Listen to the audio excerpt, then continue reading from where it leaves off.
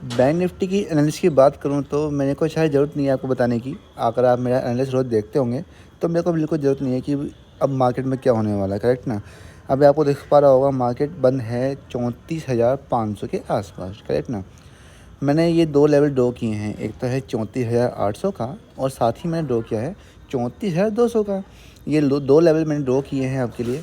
और मार्केट सबसे अच्छी बात ये है कि अभी अपने 200 ईएम में 50 ईएम में, जो ये ब्लैक वाली लाइन है इसको कहते हैं 200 ईएम में, और जो ग्रीन वाली लाइन है इसे कहते हैं 50 ईएम में। मार्केट तो खैर अभी डाउन साइड है। डाउन साइड क्यों है? जब भी 50 ईएम में नीचे होता है 200 ईएम में के, रिपीट अगेन, जब भी 200 ईएम में ऊपर होता है और 50 ईएम में नीचे होता है तो मार्केट थोड़ा नेगेटिव होता है। पर ये सब नेगेटिवनेस किसके लिए है? ये सब है वॉर की वजह से। रशिया जो यूक्रेन में वॉर चल रही है, अभी तक उसका सोल्यूशन नहीं निकल पाया है।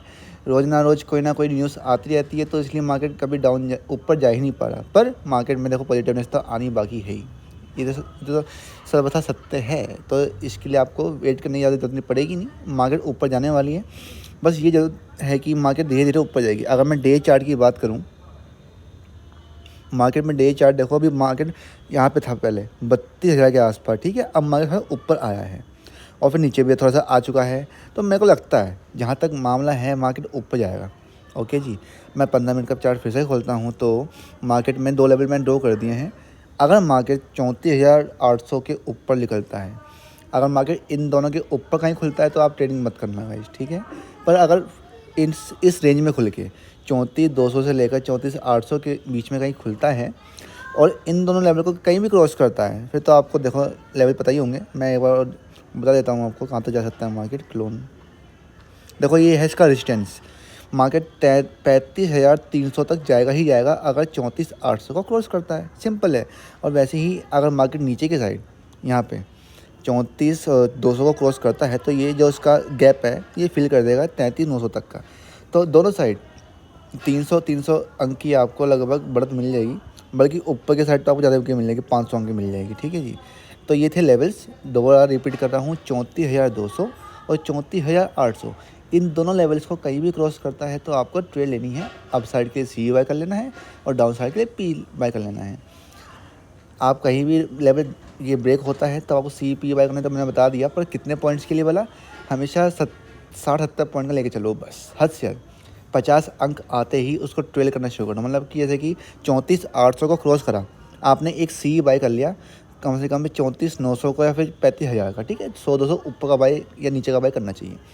तो आपने सोच लो कि 35,000 का सी बाय कर लिया और उसका टारगेट आपने सोच लिया 60 अंक का, बस ज़्यादा का मत सोचो। 60 अंक का टारगेट ले लिया और 40-50 अंक का स्टॉप लॉस ले लिया। 40-50 अंक का स्टॉप लॉस ले लिया। अगर एक बार हिट हो जाए स्टॉप लॉस, फिर आपको दोबारा, अगर दोबारा उसको क्रॉस करता है दोबारा ट्रेड ले लो। अगर दोबारा स्टॉप लॉस हिट होता है फिर ट्रेडिंग बंद कर दो, क्योंकि हर सेटअप 60-70% ही काम करता है, तो आपको पता ही होगा। तो आपको इस लेवल पे ही काम करना है। कभी आप सोचोगे कि भाई केशव भाई ने तो अच्छा नहीं बताया, हमेशा मेरे लेवल काम करते हैं। एक बार स्टॉप लॉस हिट हो भी जाता है तो आप दोबारा ट्रेड ले लो, तो आपका सारा कवर हो जाएगा, ठीक है जी। ऐसे ट्रेड करते हैं।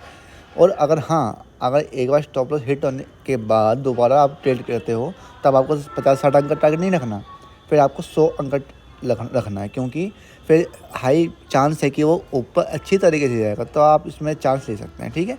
अगर पहली बार आप ट्रेड लेते हो 50-60 अंक मिल जाए, इनफ है, बंद करो। अगर एक बार स्टॉप लॉस हिट हो जाता है तो दोबारा जब ट्रेड लोगे तो उसमें आप और एंट्री बड़ा टारगेट ले सकते हैं, ठीक है जी। तो ये था एनालिसिस मार्केट का। ऐसे ही पी साइड भी कर लेना, 50-60 अंक का टारगेट, 50-60 अंक का स्टॉप लॉस। एक बार स्टॉप लॉस हिट होता है तो दोबारा लोगे तो 100 अंक का आपको आराम से मिल जाएगा। तो ये था बैंक निफ्टी का एनालिसिस 14 मार्च के लिए। और कोई भी क्वेरी हो आप मेरे को व्हाट्सएप करें। सबकी क्वेरी के आंसर धीरे धीरे होते हैं। आप कमेंट भी कर सकते हैं, मैं आपको कमेंट में आंसर करने की कोशिश करूँगा। अपना कीमती समय देने के लिए पूरे दिल से धन्यवाद।